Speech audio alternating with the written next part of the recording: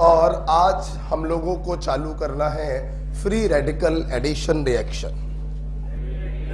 Yes बेटा, free radical addition reaction, free radical addition reaction, radical addition reaction बेटा, इसे हम लोग पेरोक्साइड इफेक्ट भी कहते हैं।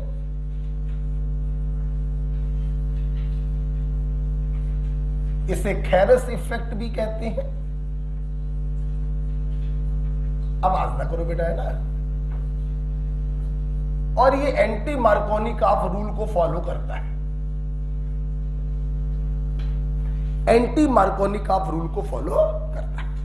और सबसे स्पेशल बात यह है कि इसमें सिर्फ एक ही एग्जांपल है, addition of HBr in presence of peroxide. कल मैंने एक फ्लो चार्ट बनवाया था, या बोलेंगे इलेक्ट्रोफिलिक एडिशन का example, reactions of alkene, free radical addition, addition of HBr in presence of peroxide, nucleophilic addition, reactions of carbonyl compound. Very good.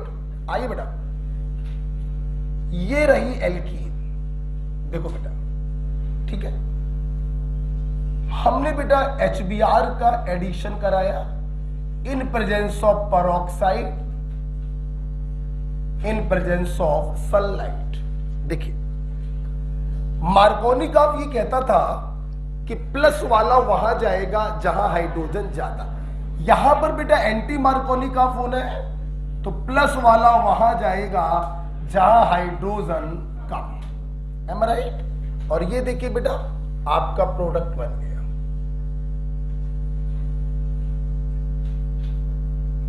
ये देखिए, ठीक है, ओके। तो ये एंटी मार्कोनिकॉफ एडिशन को फॉलो कर रहा है।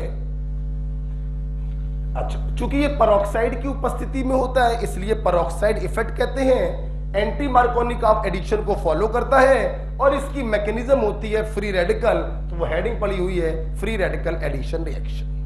ठीक, अब सुनिए बेटा मेरी बात।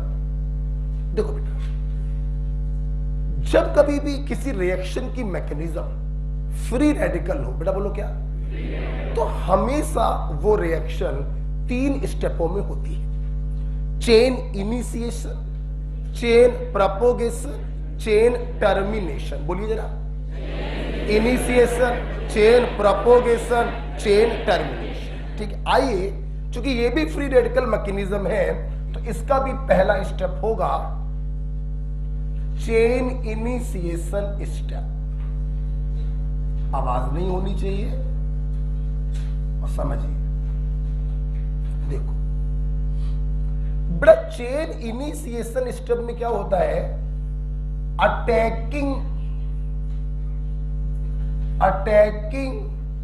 Free radical is generated. सुनना बेटा, चेन इनिशिएशन स्टेप में क्या होता है, एक बात आपको और बता दें, शायद ना मालूम हो, वैसे मालूम होनी चाहिए। ये देखिए बेटा, हमारी ऑर्गेनिक केमिस्ट्री में रिएक्टेंट को बोलते हैं सबस्ट्रेट। क्या बोलते हैं? जो अटैक करता है रिएजेंट, बोलो बेटा, और बनने वाले को एज यूजुअल प्रोडक्ट।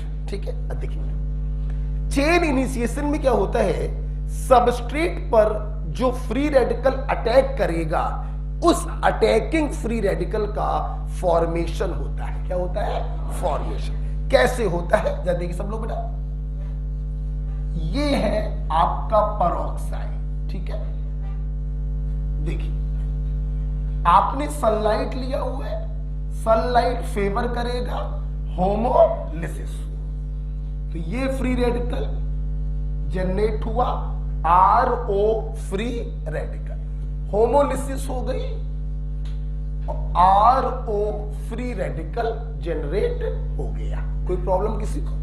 ये होमोलिसिस हो गई है। होमोलिसिस को कैसे डिनोट करते हैं? Half curved arrow. Reaction mechanism part 1। ठीक, अच्छा, ये फ्री रेडिकल क्या करता है बेटा, ये अटैकिंग फ्री रेडिकल नहीं है, ये फ्री रेडिकल क्या करता है, HBr पर अटैक करता है। याद करिए रिएक्शन मैकेनिज्म पार्ट 1 में मैंने लिखवाया था, जब कोई फ्री रेडिकल किसी स्टेबल मॉलिक्यूल पे अटैक करता है तो एक दूसरा फ्री रेडिकल जनरेट होता है और दूसरा स्टेबल मॉलिक्यूल बनता है। हाँ बेटा, क्या होगा, इस फ्री रेडिकल की उपस्थिति में यहां पर भी होमोलिसिस होगी, फ्री रेडिकल की उपस्थिति में होमोलिसिस होती, याद आ गया। ये RO फ्री रेडिकल इस H फ्री रेडिकल से कंबाइन करके एक स्टेबल मॉलिक्यूल बना लेगा और ये देखो बच्चों जनरेट हो गया अटैकिंग फ्री रेडिकल। अब हम कहेंगे कि चेन इनिशिएशन स्टेप खत्म हो गया। चेन इनिशिएशन का बच्चों काम होता है अटैकिंग फ्री रेडिकल को जनरेट करना। जब अटैकिंग फ्री रेडिकल जनरेट हो गया तो चेन इनिशिएशन बच्चों खत्म हो गया। अब चालू होगा चेन प्रोपोगेशन स्टेप, जिसमें ये फ्री रेडिकल सबस्ट्रेट के ऊपर अटैक करेगा और प्रोडक्ट का फॉर्मेशन करेगा। लिख लीजिए, क्योंकि जगह खत्म हो चुकी है तो आपको लिखना पड़ेगा। ठीक है, फ्री रेडिकल एडिशन रिएक्शन सिर्फ एक रिएक्शन है बस, addition of HBr in presence of peroxide. Markovnikov के अपोजिट एडिशन होता है, इसीलिए ये एंटी मार्कोनिकॉफ को फॉलो करता है। पेरोक्साइड की उपस्थिति में होता है, इसलिए पेरोक्साइड कहते हैं, ये साइंटिस्ट का नेम होगा। ठीक है, तो प्लस वाला वहां गया जहां हाइड्रोजन कम, उल्टा कर दिया हम लोगों ने। अच्छा, अब इसकी मैकेनिज्म कितने स्टेपों में होगी, 3 स्टेपों में। पहला होगा चेन इनिशिएशन स्टेप, जिसमें अटैकिंग फ्री रेडिकल का फॉर्मेशन होगा। ठीक है, लिख लिया है क्या आप लोगों ने? अच्छा, लिख लिया। चलो हम इसको रब नहीं करेंगे, हम एक नया पेज लेकर आएंगे। ठीक है, देखिए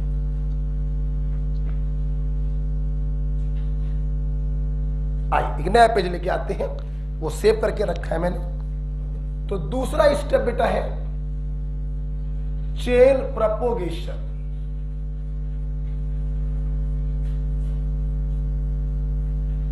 इसको बेटा कभी कभी हम लोग चेन इलोंगेशन स्टेप भी कहते हैं। ठीक है, इस स्टेप में क्या होता है, आपका जो सबस्ट्रेट है उस सबस्ट्रेट पर अटैक करता है अटैकिंग फ्री रेडिकल। और जल्दी से बच्चों बोलेंगे, अगर इस रिएक्शन का मैकेनिज्म है फ्री रेडिकल एडिशन तो स्लोवेस्ट स्टेप यही होगा। याद आया? इलेक्ट्रोफिलिक एडिशन को इलेक्ट्रोफिलिक एडिशन क्यों कहते थे? कोई जब इलेक्ट्रोफाइल अटैक करता था तो वो रेट डिटरमाइनिंग स्टेप होता था। तो फ्री रेडिकल एडिशन को फ्री रेडिकल एडिशन क्यों कहोगे? जब फ्री रेडिकल अटैक करेगा तो यही होगा slowest step, rate determining step. बच्चों बोलो हाँ या ना, प्लीज सब लोग सामने देखेंगे, पेन कॉपी बंद। देखिए फिर से बात वही है कि एक फ्री रेडिकल जो होता है वो होमोलिसिस को फेवर करता है। तो ये इलेक्ट्रॉन यहां गया, अरे बनो यार, हाँ, और ये यहां गया। अब तुम लोग दिमाग लगाओगे, हम 2 रास्ते नहीं बनाएंगे। कार्बोकेटाइन मैकेनिज्म पढ़ चुके हो। हम लोग हमेशा कैसा इंटरमीडिएट बनाना पसंद करते हैं, स्टेबल या लेस स्टेबल? तो यहां पर भी स्टेबल बनाना पसंद करेंगे। देख मेरे भाई, एक बिंदी यहां आ गई, एक बिंदी यहां। सुन मेरे भाई, ये सेकेंडरी फ्री रेडिकल है और ये प्राइमरी। तो तुम इंटरमीडिएट सेकेंडरी बनाना चाहोगे या प्राइमरी?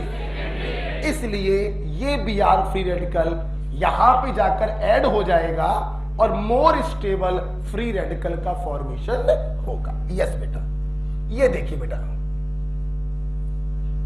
यहां पर आ गया मोर स्टेबल फ्री रेडिकल। ठीक है, ये हम लोगों ने बना लिया मोर स्टेबल फ्री रेडिकल, जिसका नेचर बच्चों इस समय कैसा है? सेकेंड। सबको दिखाई पड़ रहा है बेटा? अच्छा सुना बेटा, अब ये जो मोर स्टेबल फ्री रेडिकल बना, ये रिएजेंट पर फिर से होमोलिसिस करेगा। जैसा कि आप लोग पढ़ ही चुके हो, फ्री रेडिकल की उपस्थिति में होमोलिसिस होती है, ध्यान से सुनो बेटा।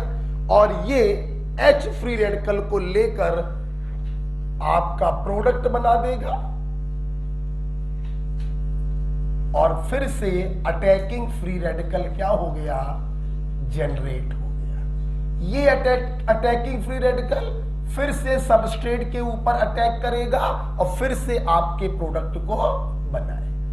तो बच्चों तुम लोग एक बात नोटिस करो, लिखना बिल्कुल मत भी, कि पेरोक्साइड का काम होता है एक बार अटैकिंग फ्री रेडिकल को पैदा करना, उसके बाद ये attacking free radical chain propagation में बनते रहते हैं, अटैक करते रहते हैं, बनते रहते हैं, अटैक करते रहते हैं। हमारी बात समझ में आ रही?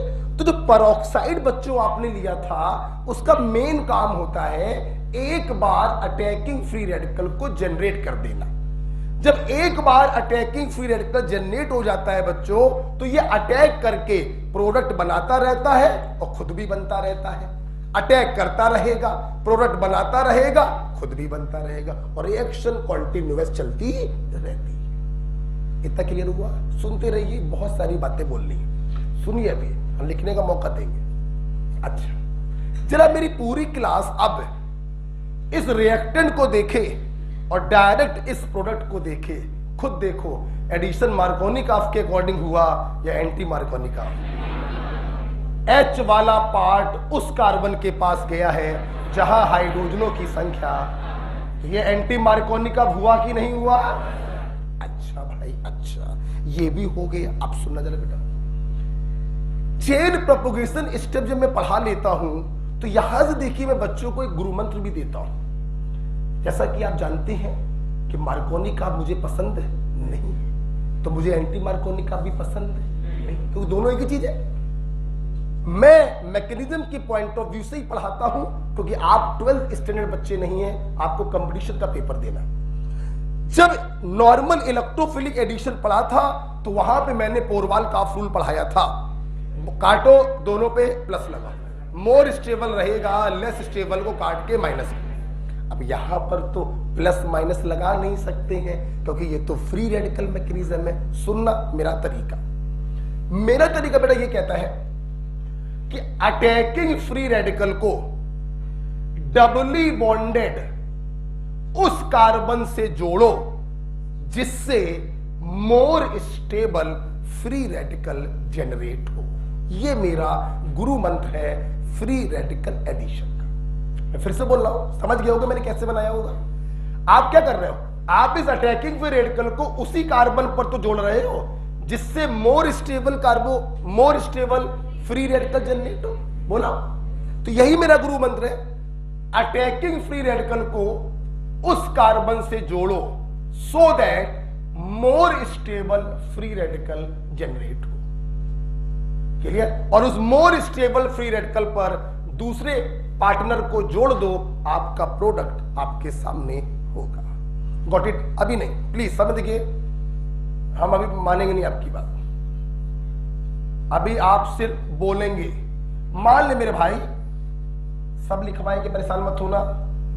इसके ऊपर HBr के एडिशन होता इन प्रेजेंस ऑफ पेरोक्साइड, ठीक है? नॉर्मल क्वेश्चन है।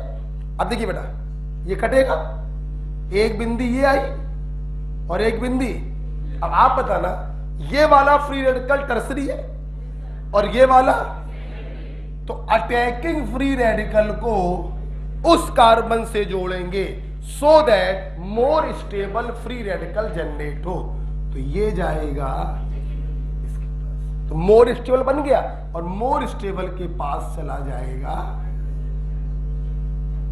बोलो हाँ या ना? कंपटीशन के बच्चे को इतना मालूम होना चाहिए। प्लीज लिसन टू मी, ये एल्कीन अनसिमेट्रिकल है। यहां एंटी मार्कोनिक आप भी लगाओगे तो भी आंसर सही आएगा। आप देखिए, H वहां गया है जहां हाइड्रोजनों की संख्या कम है। एक 11th स्टैंडर्ड बच्चा भी इसका सही उत्तर देता अगर उसको मैकेनिज्म ना भी मालूम होती तो। लेकिन अब जरा देखिए हम क्यों मना करते हैं मार्कोनिकॉफ और एंटी मार्कोनिकॉफ। आप देखो जरा, मैंने आपको ये दिया, आओ बेटा लाइन पे जरा, अब आओ जरा, अब लगाओ एंटी मार्कोनिकॉफ। लगेगा नहीं, क्योंकि दोनों के पास हाइड्रोजन क्या हो गए, एंटी मार्कोनिकॉफ। ठीक है, अच्छा अब यहां पे आप देखिए, आपने अगर मैकेनिज्म पढ़ रखी है तो आपको कोई जरूरत नहीं एंटी पेंटी मार्कोनिकॉफ की। आप देखिए बेटा, पाई बॉन्ड कटा, आपने क्या लगाया, बिंदी लगाया। This is simple secondary free radical, this is tertiary free radical. More stable कौन? तो आप अटैकिंग फ्री रेडिकल को सेकेंडरी वाले से जोड़ दो ताकि मोर स्टेबल फ्री रेडिकल बन जाए, और उससे जोड़ दो हाइड्रोजन। एम आई राइट और रॉन्ग? बच्चों आपने एक चीज देखी, मैं यहां पे प्लस माइनस नहीं लगा रहा हूं। क्यों लगाऊंगा मैं?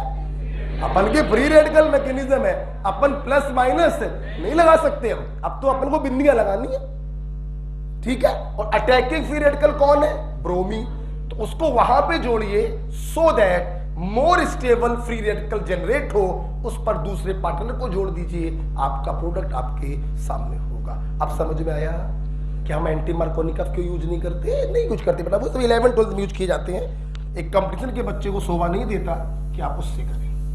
ओके, तो ये रहा मेरा गुरु मंत्र, आप उसको लिखिए।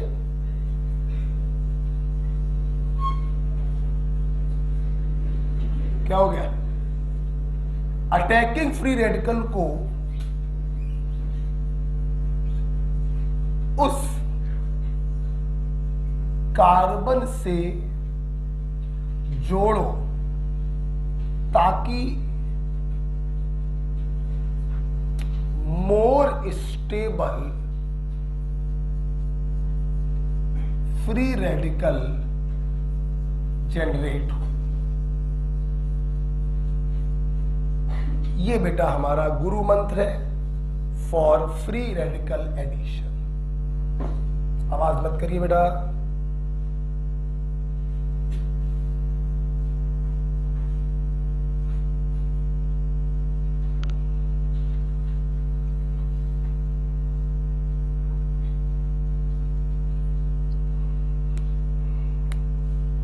ठीक है, अच्छा। जब चेन प्रोपोगेशन बेटा हो गया, प्रोडक्ट बेटा बन गया, तो अब जरूरत है रिएक्शन को स्टॉप करने की। स्टॉप करने के लिए हम करते हैं chain termination step. Last step बच्चों होता है chain termination step.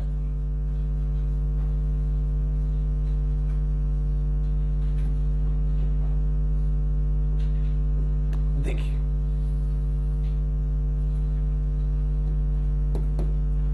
Chain termination step is the last step.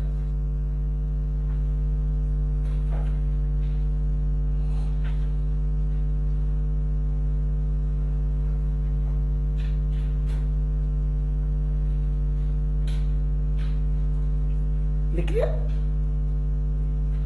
Attacking free radical को उस कार्बन से जोड़ा जाता है so that more stable free radical generate हो।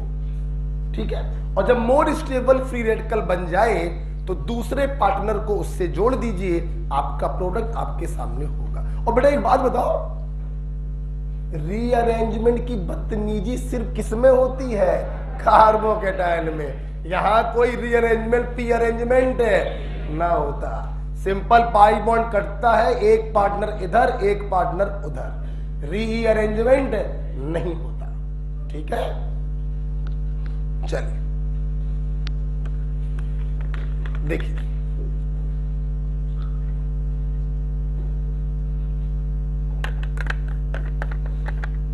बताओ मेरे भाई क्लियर हो गया? अब देखो बच्चों, ये चेन प्रोपोगेशन की बदतमीजी किसने चालू करी थी? Attacking free radical. तो अगर तुम इस रिएक्शन को स्टॉप करना चाहते हो तो तुम्हें ये क्या करने पड़ेंगे? खत्म। तुम्हें बर्तन से फ्री रेडिकल क्या करने पड़ेंगे? खत्म। तो उनको खत्म करते हैं भाई आप चेन टर्मिनेशन स्टेट। इसमें बेटा क्या होता है, बर्तन में जो भी फ्री रेडिकल्स होते हैं ये आपस में आके हाथों को मिला लेते हैं और बॉन्ड बनाकर डिस्ट्रॉय हो जाते हैं। जैसे मान लो बर्तन में ये अटैकिंग फ्री रेडिकल ढेर सारे पड़े थे, तो दो अटैकिंग फ्री रेडिकल आए और आकर हाथ मिला लिया, लो भैया खत्म हो गए। मान लो बर्तन में ये फ्री रेडिकल भी था और बर्तन में ये फ्री रेडिकल भी थे, बोलो हाँ या ना। तो देखो बेटा कभी कभी साइड प्रोडक्ट भी बन जाते हैं, देखना जब ये इससे हाथ मिलाएगा तो साइड प्रोडक्ट के रूप में डाई हैलाइड भी बन जाते हैं, इसमें कोई शक नहीं है। लेकिन ये सारे प्रोडक्ट साइड प्रोडक्ट होते हैं, ट्रेसेस में बनते हैं। क्लियर? मेन प्रोडक्ट तो आपका ये। ओके, तो जब फ्री रेडिकल बच्चों बर्तन से खत्म हो जाएंगे तो रिएक्शन क्या हो जाएगी? Stop. Yes, this is about the free radical mechanism. Okay,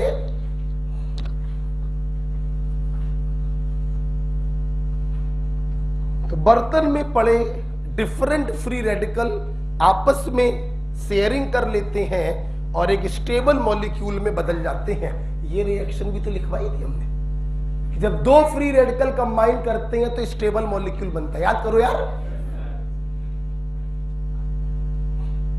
चलिए,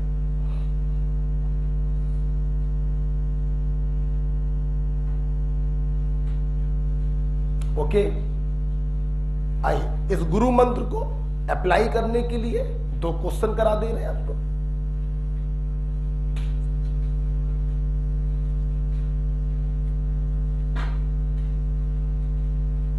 तो मार्कोनी-काफ रूल की जगह आपने पढ़ा पोरवाल-काफ रूल, और एंटी मार्कोनी-काफ रूल की जगह आपने गुरु मंत्र सीखा कि अटैकिंग फ्री रेडिकल जो हमेशा कौन होगा? Br फ्री रेडिकल, उसको उस कार्बन से जोड़ेंगे so that more stable free radical generate हो। फिर उसके ऊपर दूसरे पार्टनर को जोड़ देंगे और अपना प्रोडक्ट बना देंगे। ठीक है, अगर आपको समझ में आया है तो मैं इसको हटा रहा हूं। हटा दे, चलिए करके दिखाइए। चलिए करिए, दो एग्जांपल दे रहे हैं।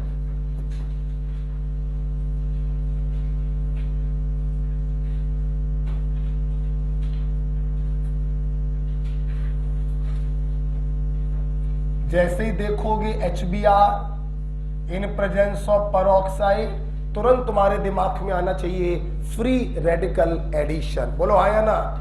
चलो बताओ, बताइए। Br को ऊपर वाले कार्बन पे जोड़ोगे नीचे वाले? जोर से बोलो। यहां पे प्लस माइनस लगाया बिंदियां? बिंदियां।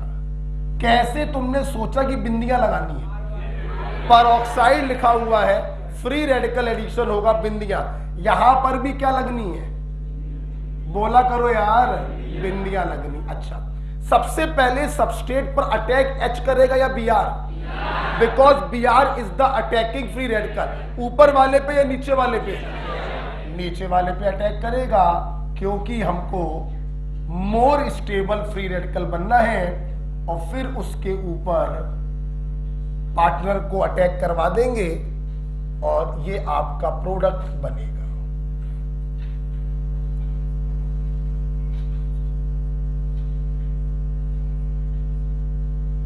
ओके बेटा, चल, अगर आपको समझ में आ गया है तो अब ये दूसरा वाला भी करो।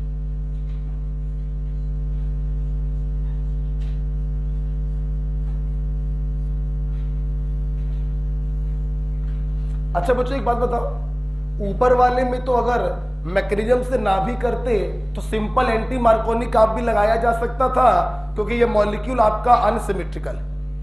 ओके, मतलब अगर रिएक्टेंट आपका अनसिमेट्रिकल है तो आपको अगर मैकेनिज्म से नहीं भी करना है तो नॉर्मल तरीके से भी कर सकते हैं। H को वहां भेजेंगे जहां पर हाइड्रोजनों की संख्या कम है। लेकिन ऐसे क्वेश्चनों में एंटी मार्कोनी-काफ से काम नहीं हो पाएगा। चलिए, बिंदियां लगेंगी या प्लस माइनस? बोलो, बिंदियां लगेंगी भाई। यहां पर भी लगेंगी बिंदियां और यहां पर भी लगेंगी बिंदियां। अटैक पहले एच करेगा या बी आर? B are. अब बताओ लेफ्ट वाले पे करा या राइट वाले पे? बोलो, क्योंकि अपन को मोर स्टेबल जनरेट करना है। ठीक है, और ये देखिए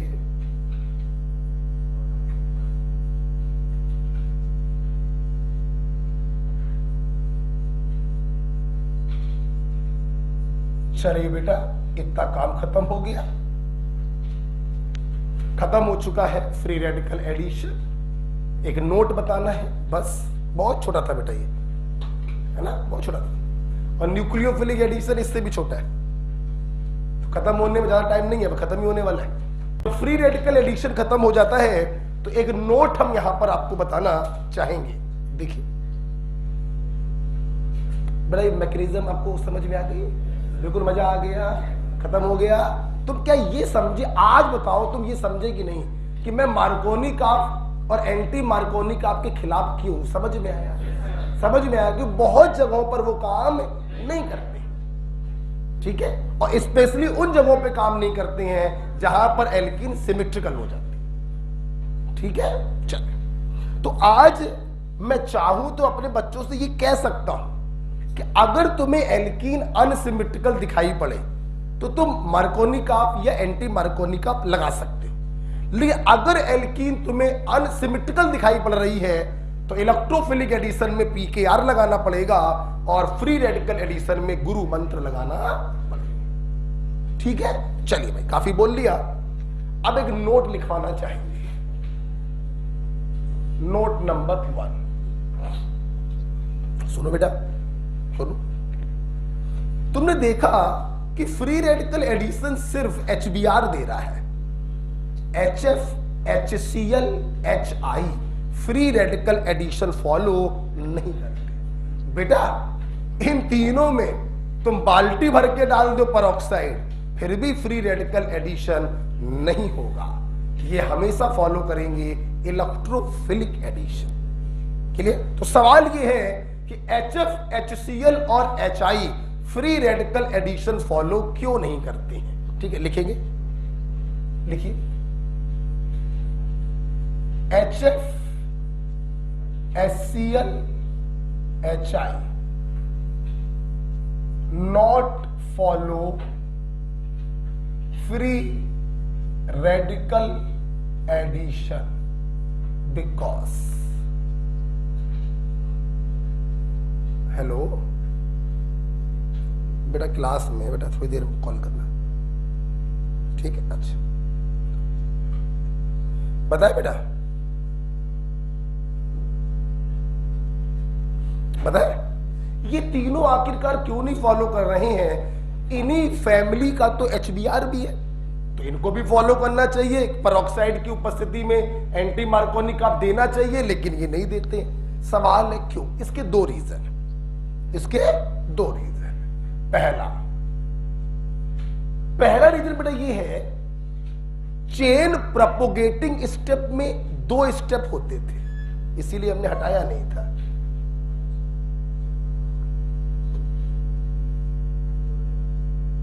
ये चेन इनिशिएशन आ गया, चेन प्रोपोगेशन हटा दिया था क्या हमने? है?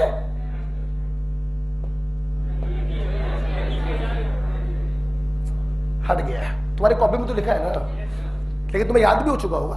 चेन प्रोपोगेशन में सबस्ट्रेट पर अटैकिंग फ्री रेडिकल ने अटैक किया था और बना था मोर स्टेबल फ्री रेडिकल, एक स्टेप हो गया, बोलो।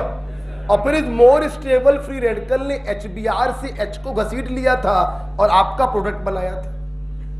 कितने स्टेप होते हैं चेन प्रोपोगेटिंग में? 2।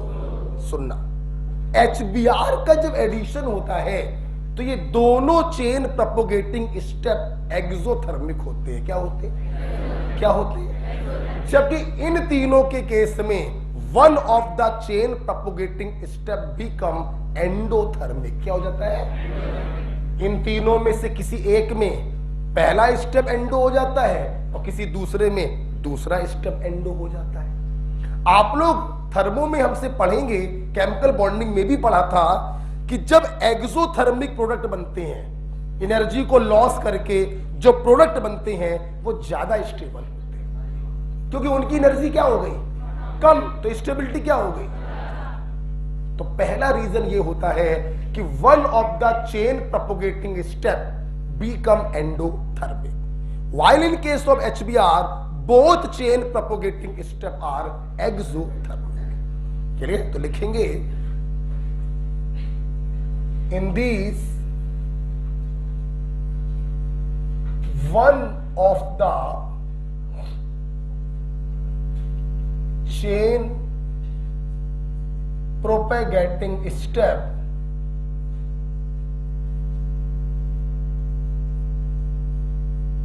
is endothermic.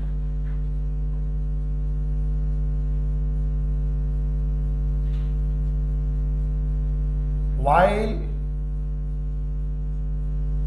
in HBr both are, बोलो बेटा, एक्सोथर्मिक।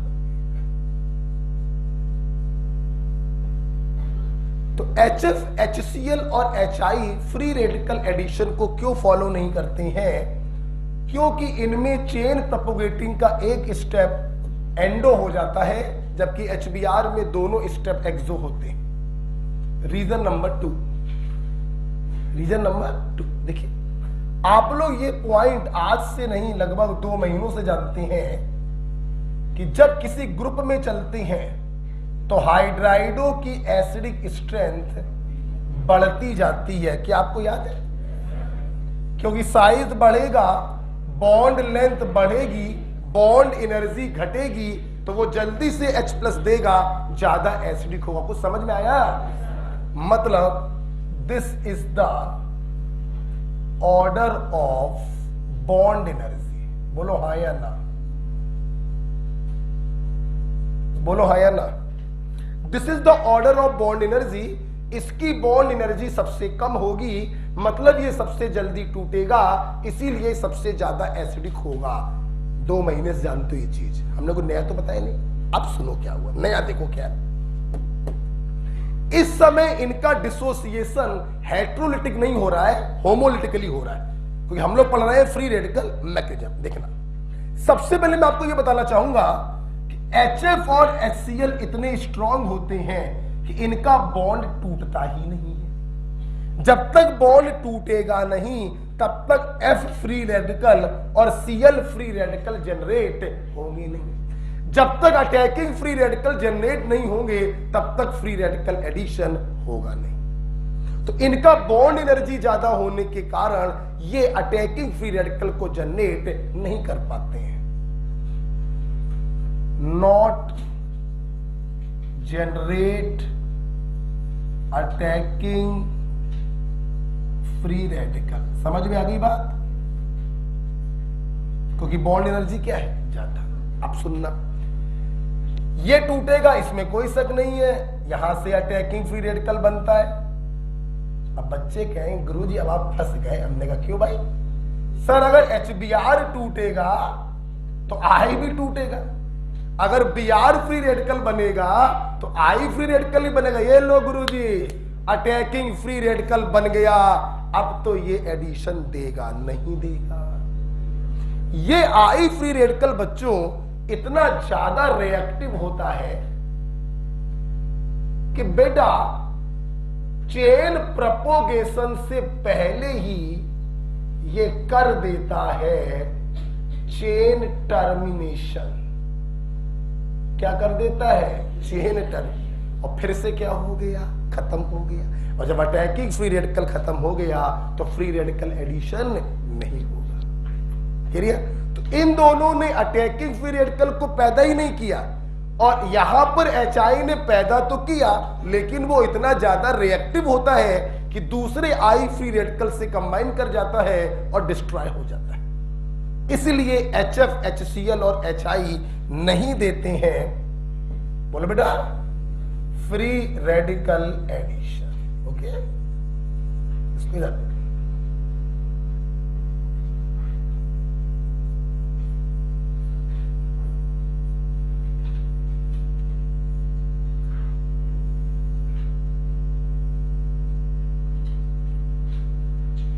बड़ा क्लियर हुआ? ये दो रीजन होते हैं कि ये तीनों फ्री रेडिकल एडिशन फॉलो क्यों नहीं करते। ठीक है, समझ में आ गया? आप जानते हैं बेटा, इसको हटाए, इसको हटाए। बड़ा क्लियर हो गया पॉइंट? अच्छा, आप जानते हैं बेटा, अगर तुम्हारे सामने कभी ऐसे लिखकर आ जाए, कभी भी ऐसे लिखकर आ जाए,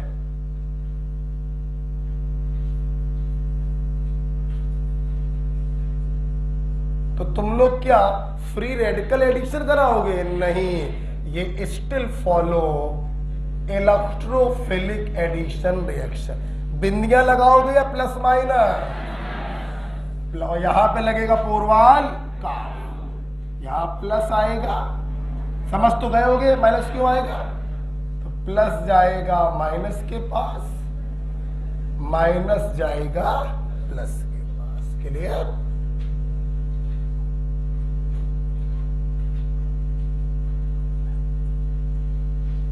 and this is the major product, और यहां पे लगेगा पोरवाल-काफ रूल।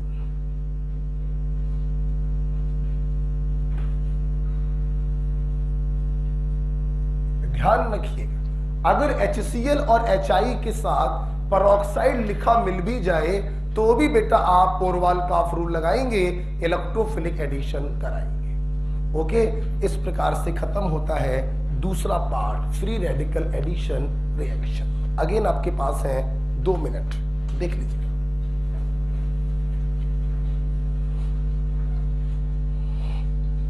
ठीक है, फ्री रेडिकल एडिशन खत्म होता है।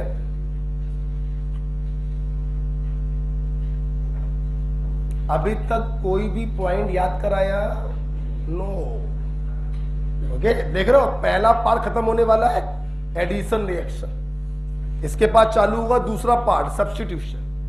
क्या कुछ भी याद करवाया? नहीं। जिसको पार्ट 1 में कमांड है, पार्ट 2 उसके लिए सिर्फ लिखने की चीज है, कुछ भी याद नहीं करना।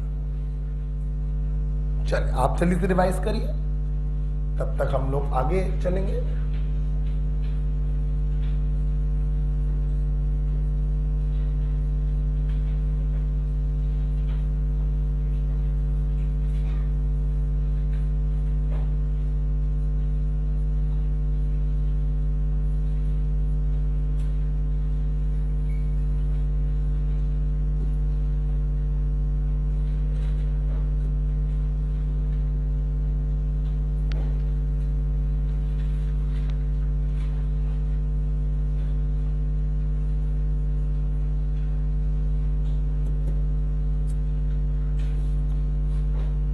पढ़ लीजिए।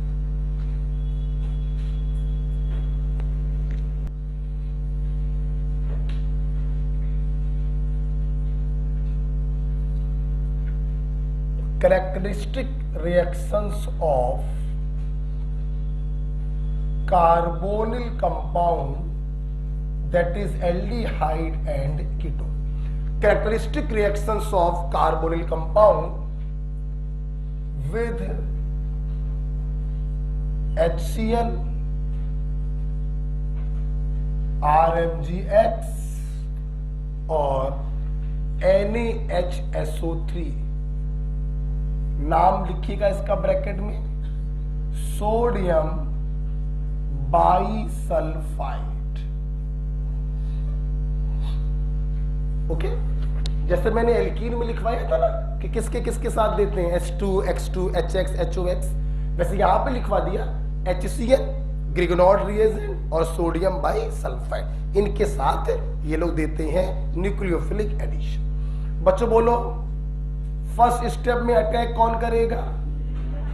और यही स्टेप होगा स्लोवेस्ट स्टेप, बोले तो रेट डिटरमाइनिंग स्टेप, और दूसरे स्टेप में अटैक करेगा इलेक्ट्रोफाइल, ये होगा फास्ट। ये लो भैया, समरी हो गई। क्या हो गई बेटा? समरी। ठीक है, चल हटा दे इसको। अब मैं इसको समझाने के लिए एक एग्जांपल ले लेता हूं, यहीं पे ले लेते, चलो जगह पड़ी तो है। ये रहा कार्बोनिल कंपाउंड, एल्डिहाइड और कीटोन। देखिए इसमें किसी बच्चे को कोई डाउट नहीं होना चाहिए कि इसका जो पाई इलेक्ट्रॉन क्लाउड है वो ऑक्सीजन की तरफ पोलराइज हो जाएगा। बोलो हाँ या ना? भाई बीच में तो रहेगा नहीं ये पाई इलेक्ट्रॉन, क्योंकि ऑक्सीजन इज मोर इलेक्ट्रोनेगेटिव। हल्का सा इलेक्ट्रॉन घसीटेगा तो इस पर पार्शियल नेगेटिव होगा और इस पर पार्शियल पॉजिटिव। अगर कोई बच्चा ये कहे कि क्या पाई इलेक्ट्रॉन ट्रांसफर हो जाएगा, तो ट्रांसफर नहीं हो सकता। आपको मालूम है electromeric effect, that is transference of pi electron तब होता है जब कोई अटैक करने आता है। अगर कार्बोनिल कंपाउंड ऐसे रखा हुआ है तो ये इस तरीके का होगा, इस पर पार्शियल नेगेटिव होगा, इस पर पार्शियल पॉजिटिव। बोलो हाँ या ना? बोलो हाँ या ना? ठीक। अब मान लीजिए आपने इसके ऊपर HCN को डाला, समझाने के लिए हम पहला वाला ले रहे हैं। सबको मालूम है ये न्यूक्लियोफिलिक एडिशन है। सर्वप्रथम न्यूक्लियोफाइल अटैक करेगा और यही बेटा RDS होगा। बोलो हाँ या ना? ध्यान दो बेटा, ये न्यूक्लियोफाइल माइनस चार्ज है, ऑफकोर्स ये पॉजिटिव चार्ज पर अटैक करेगा, और जब ये पॉजिटिव चार्ज पर अटैक करेगा तो अब ये पाई इलेक्ट्रॉन पूरी तरीके से ऑक्सीजन पे ट्रांसफर हो जाएगा। बोलो हाँ या ना? और ये देखिए इस कार्बन पॉजिटिव पर साइनाइड जुड़ गया और पाई इलेक्ट्रॉन ट्रांसफर होने के कारण O पर नेगेटिव आ गया। बोलिए हाँ या ना? बेटा तो आपने एक बात बताइए, ये न्यूक्लियोफाइल जब कार्बोनिल पर अटैक कर रहा है तो पॉजिटिव चार्ज को देख के कर रहा या नेगेटिव को? बोलो बे, फिर से बोलो ना, पॉजिटिव को। इसने पॉजिटिव को देखकर अटैक मारेगा और ये भड़बड़ाने लगेगा तो पाई इलेक्ट्रॉन O पे ट्रांसफर हो गया, ये इंटरमीडिएट बन गया एल्कोक्साइड आयन। बोलो हाँ या ना? अब ये क्या करेगा सेकंड स्टेप में? बेटा कहां रख दी जाए? हाथ पकड़ा, बड़ा पढ़ाने मन नहीं लगेगा नहीं तो। ठीक है, और ये स्टेप क्या होगा? फास्ट। क्या होगा बेटा? फास्ट। और ये H यहां पे जाकर, बेटा हिम्मत से काम लो,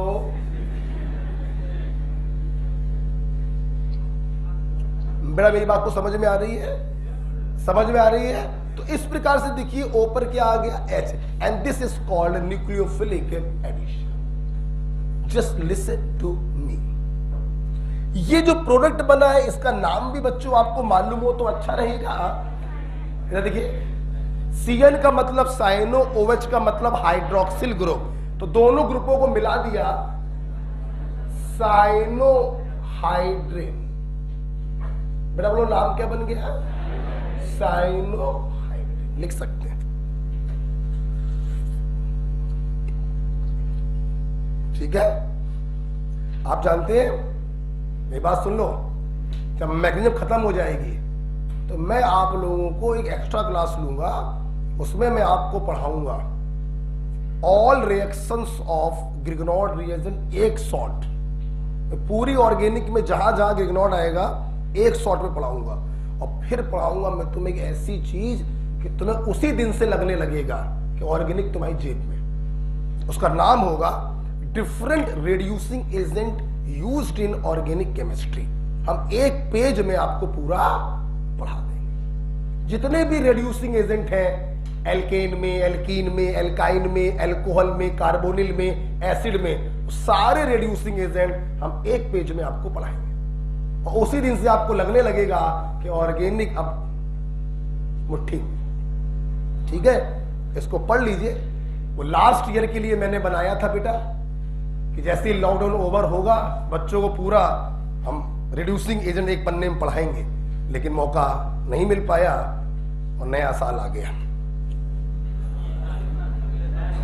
तो हमारी वो मेहनत इस साल काम आएगी। बहुत अच्छी चीज बनाई है, देखिएगा। ओके, खत्म करें। चल अब सुनो मेरी बात। जिस प्रकार से इलेक्ट्रोफिलिक एडिशन पढ़ाने के बाद, आवाज निकला, आवाज नहीं, इलेक्ट्रोफिलिक एडिशन पढ़ाने के बाद एक पॉइंट पढ़ाया था, reactivity of alkene towards electrophilic addition. याद आया? याद आया? Directly proportional to stability of carbocation. और फिर लगा दी थी पोरवाल ट्रिक, लाइक फेवर। अच्छा, इलेक्ट्रोफाइल के प्रति directly proportional to plus I plus R, inversely proportional to minus I minus R. कुछ याद है बेटा? वैसे ही क्वेश्चन यहां पर भी बनता है इस हेडिंग का। वही एक क्वेश्चन होता है जो फ्रिक्वेंटली पूछा जाता है। क्या? Reactivity of carbonyl compound towards nucleophilic addition reaction. यही तुम्हें समझना है, यही इसका पहला और आखिरी पॉइंट है। ये सब तो बेकार की चीजें थी। ठीक, सुनो, तुम खुद बताओगे, मैं नहीं बताऊंगी, मैं थक गई हूं।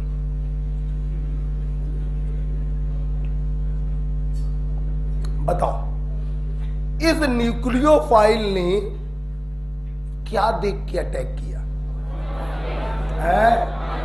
मतलब ये जो पॉजिटिव चार्ज है ओवर कार्बोनिल कार्बन, ये जितना ज्यादा होगा इसका अटैक उतना तेजी से होगा, रिएक्टिविटी उतना।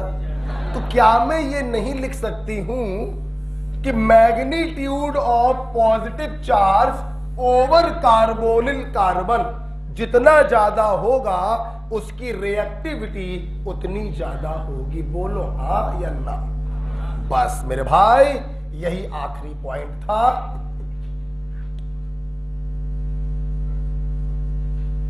रिएक्टिविटी ऑफ कार्बोनिल कंपाउंड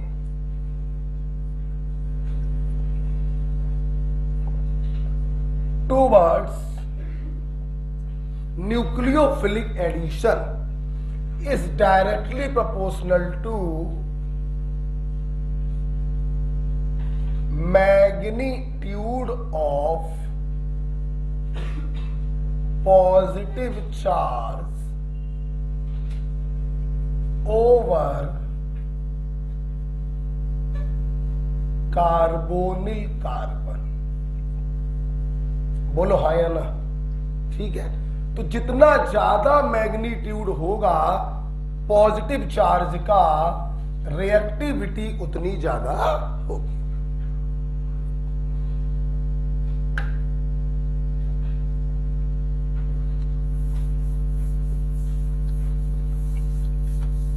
अच्छा, एक बात और सुन लो, और तुम लोग तो जानते ही हो, जब भी किसी रिएक्शन के प्रति रिएक्टिविटी पूछी जाए तो हम लोग लाइक फेवर लाइक भी लगा सकते हैं। हम लोग किसके प्रति रिएक्टिविटी पूछ रहे हैं? न्यूक्लियोफाइल। नेगेटिव के प्रति पूछ रहे हैं तो like favour like, directly proportional to minus I और minus R, inversely proportional to plus I और प्लस आर। ठीक है, लाइक फेवर लाइक लगा दिया। ठीक है, देखिए, जैसे this is formaldehyde, this is aldehyde and this is ketone. ठीक, आप लोग देखिए, प्लीज पेन बंद करिए। पहले मुंह जवानी कर देते हैं बिना पेन चलाए, बिना किसी कॉन्सेप्ट पॉन्सेप्ट के, सीधे लेफ्ट टू राइट जा रहे हैं। प्लस आई ग्रुप, तो अगर प्लस आई ग्रुप बढ़ेगा तो रिएक्टिविटी घटेगी। लाइक फेवर लाइक, तुरंत आंसर आ जाता है। अब कॉन्सेप्ट से देखते हैं। सबको मालूम है ये जो बॉन्ड होगा ये O की तरफ पोलराइज होगा, इस पर पार्शियल नेगेटिव होगा और इस पर क्या होगा? बोला करो यार, हमें आवाज ही नहीं आ रही है यार। पार्शियल पॉजिटिव, बोलो हाँ या ना। अब देखिए, H जो होता है ना प्लस आई ना माइनस आई, बेकार होता है। यहां पर एक प्लस आई ग्रुप लगा जो अपने इन बॉन्ड पेयर को डोनेट करेगा। माइनस आई विड्राइंग होते हैं, प्लस आई डोनेटिंग होते हैं। जब ये इन इलेक्ट्रॉनों को डोनेट करेगा तो इस पर निगेटिव डेवलप होगा, जो इसके पॉजिटिव को क्या कर देंगे, कम। बोलो हाँ या ना। वहां पर देखिए दो दो प्लस आई लगे हुए हैं, बोलो बच्चा। ये दोनों क्या करेंगे, इन बॉन्ड पेयरों को रिपल करेंगे, तो इसका जो पार्शियल पॉजिटिव है वो काफी कम हो जाएगा। जैसे जैसे पॉजिटिव का मैग्नीट्यूड कम होता जाएगा, न्यूक्लियोफाइल का अटैक स्लो होता जाएगा। So this is the reactivity order. बोलो हाँ या ना। ओके, तो आपने प्लस आई इफेक्ट को देखा।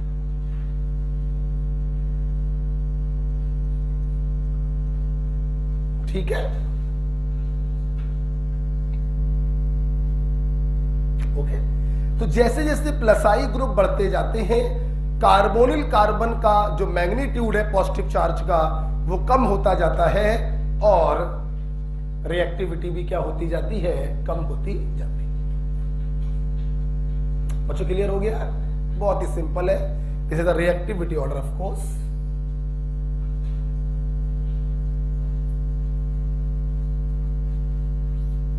This is the reactivity order. Okay.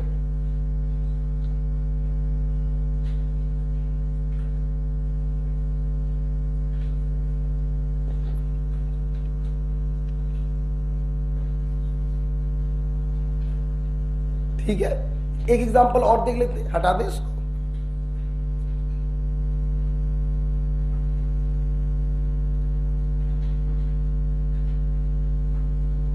हटा दे इसको। अगला एग्जाम्पल आप लोग करिएगा। बेटा आपस में ना बोलो बेटा, है ना, बस खत्म हो गया, बस कुछ बचा नहीं है इसमें। मैंने आपको ये दिया, यहां पर NO2 लगा दिया और यहां पे कोई ग्रुप नहीं लगाया, आवाज मत करिए। यहां पर CH3 लगा दिया। मैं नहीं चाहूंगा कुछ आप कॉन्सेप्ट लगाएं, सीधे उत्तर चाहिए। यहां पे -I -R जो न्यूक्लियोफिलिक एडिशन के प्रति रिएक्टिविटी, बोला करो बेटा, बढ़ा देंगे। सबसे ज्यादा रिएक्टिव, उससे कम और सबसे कम।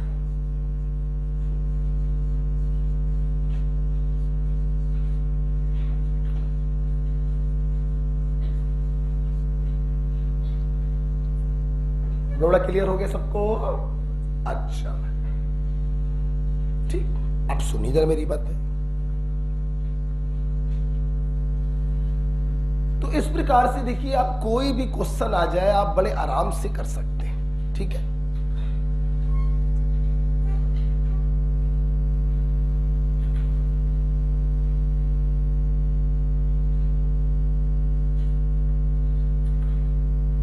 ठीक।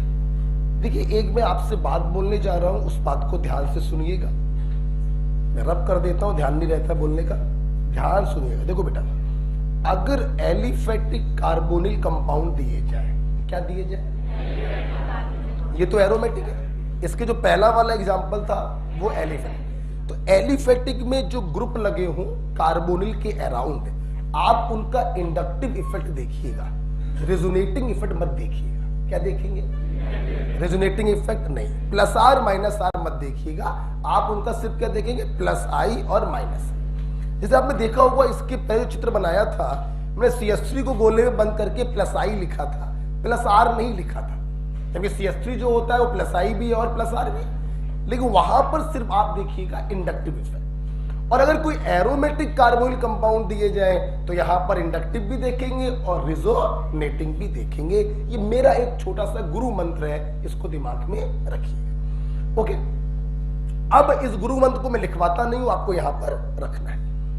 एलिफेटिक कार्बोनिल कंपाउंड दिए जाए तो CO के अराउंड जो ग्रुप लगे हैं आप उनके इंडक्टिव इफेक्ट को देखिएगा, और एरोमेटिक कार्बोनिल कंपाउंड अगर दिए जाए तो ऑफ कोर्स आप उनके रेजोनेटिंग इफेक्ट को देखेंगे। अच्छा, अब इन दोनों एग्जाम्पलों को दिमाग में रखिए और सच सोचिए। इसके पहले वाले एग्जाम्पल में आपने देखा था कि फॉर्मेल्डिहाइड सबसे ज्यादा रिएक्टिव था, उससे कम एल्डिहाइड, उससे कम कीटोन। हाँ, सबसे ज्यादा रिएक्टिव फॉर्मेल्डिहाइड होता है, उनसे कम रिएक्टिव होते हैं एल्डिहाइड, और सबसे कम रिएक्टिव होते हैं कीटोन। एक पॉइंट तो ये बन गया।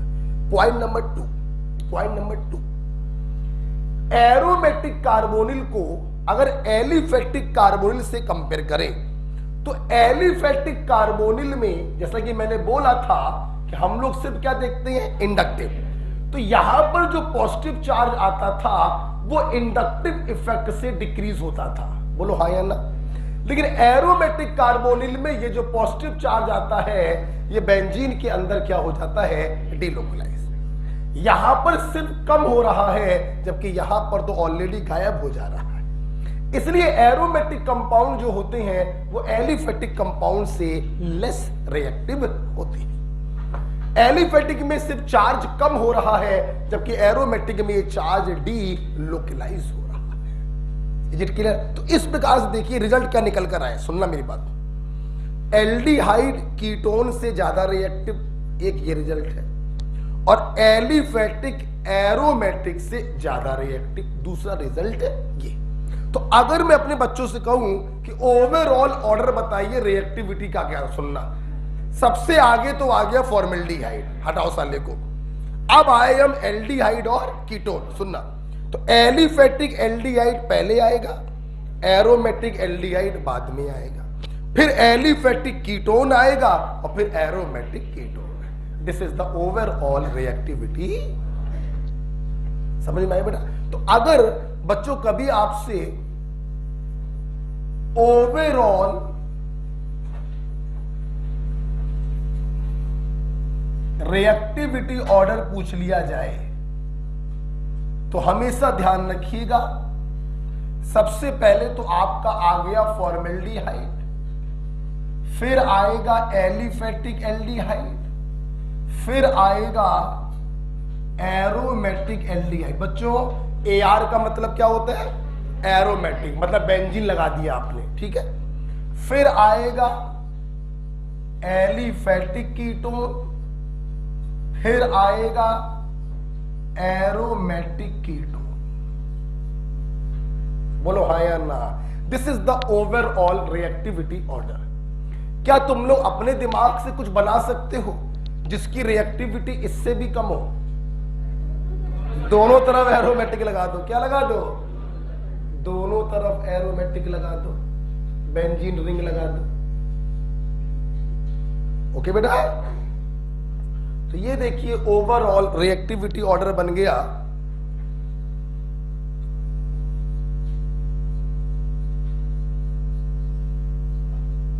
एलिफैटिक एल्डिहाइड,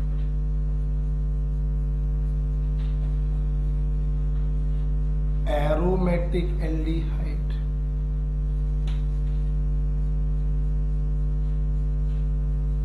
एलिफैटिक कीटोन,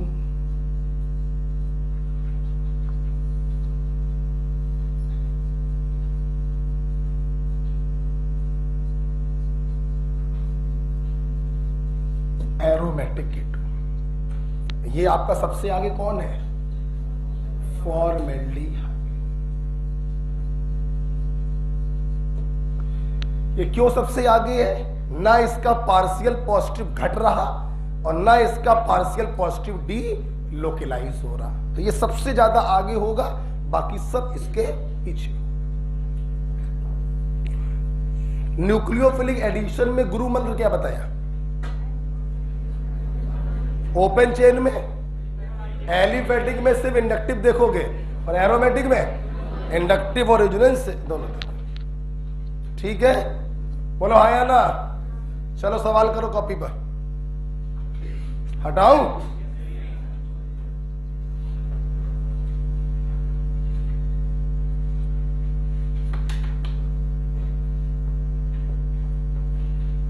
फटाफट बताना, फटाफट, टाइम नहीं दूंगा बिल्कुल भी। पार्ट 1 पढ़ा हो तो जल्दी से बताना, और पार्ट 1 ना पढ़ा हो तो मैं कुछ नहीं कर पाऊंगा। हटाए?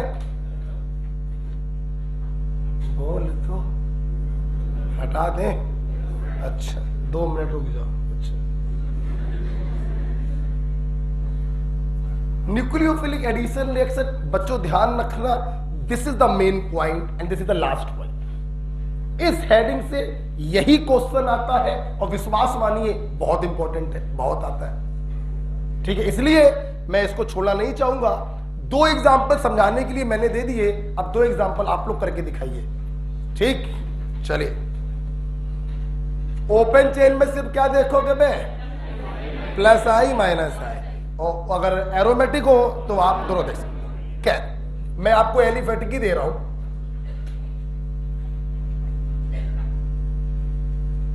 मैं आपको एलिफेटिक ही दे रहा हूं।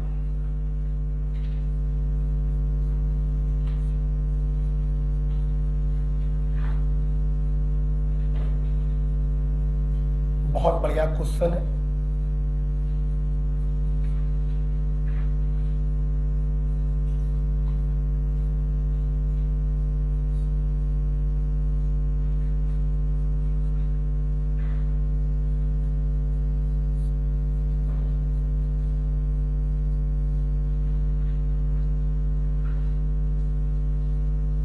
चलिए, reactivity order for nucleophilic addition. Question वही है बार बार।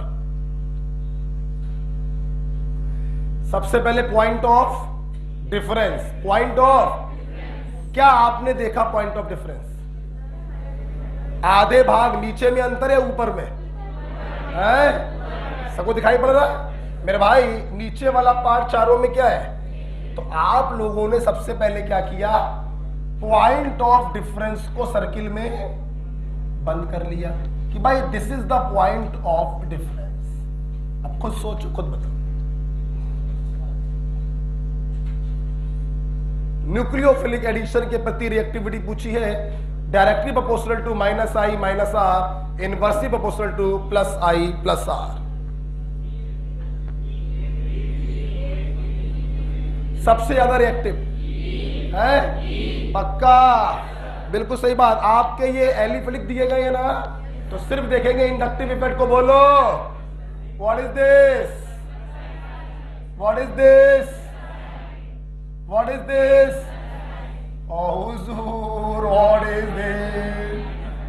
माइनस आई CCl3 लग गया ना, तो इसका रिएक्टिविटी सबसे ज्यादा। बोलो हाँ या ना जवानों?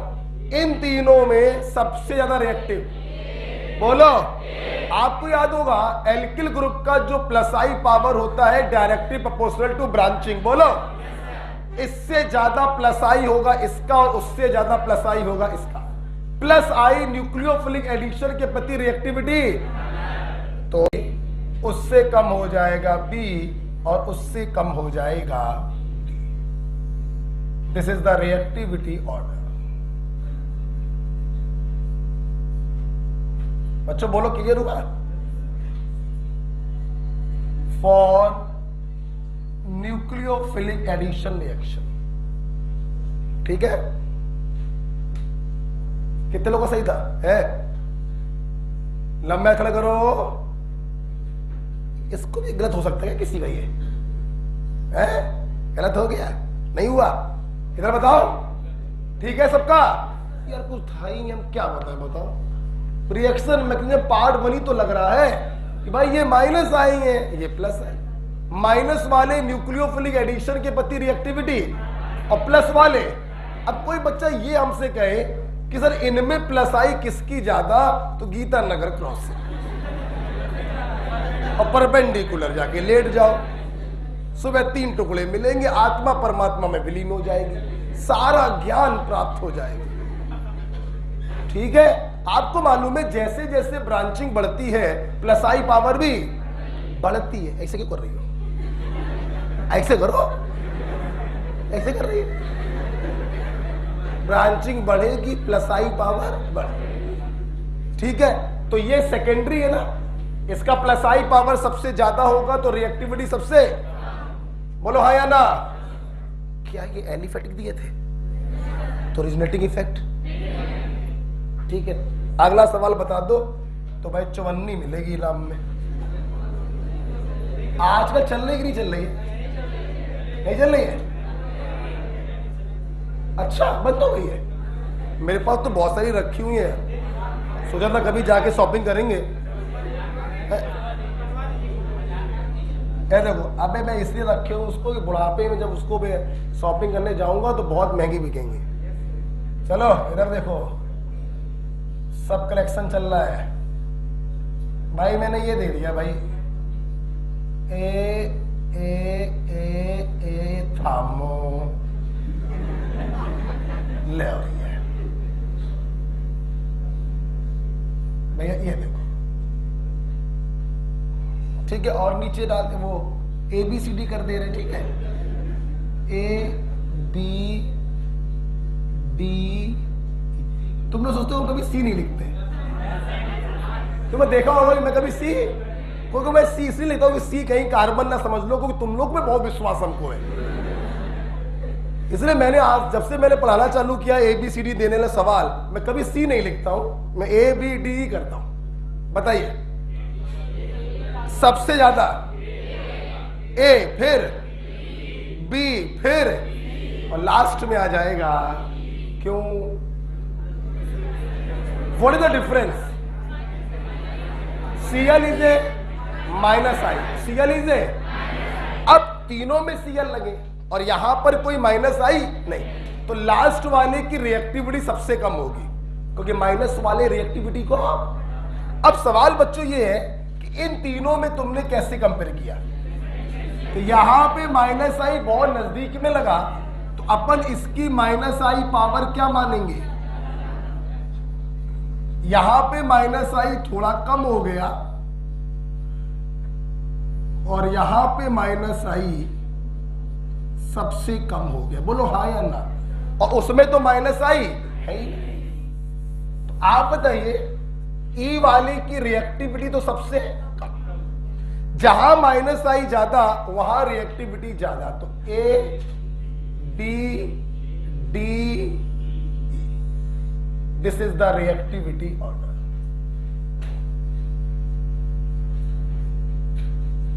बोला करो बच्चों, क्लियर हो गया। और भी एग्जांपल्स हैं, बस इतने काफी हैं लेके। क्लियर हो गया। चल, तो इस प्रकार से न्यूक्लियोफिलिक एडिशन क्या होता है, खत्म, और पूरा एडिशन रिएक्शन क्या होता है, खत्म। ठीक है।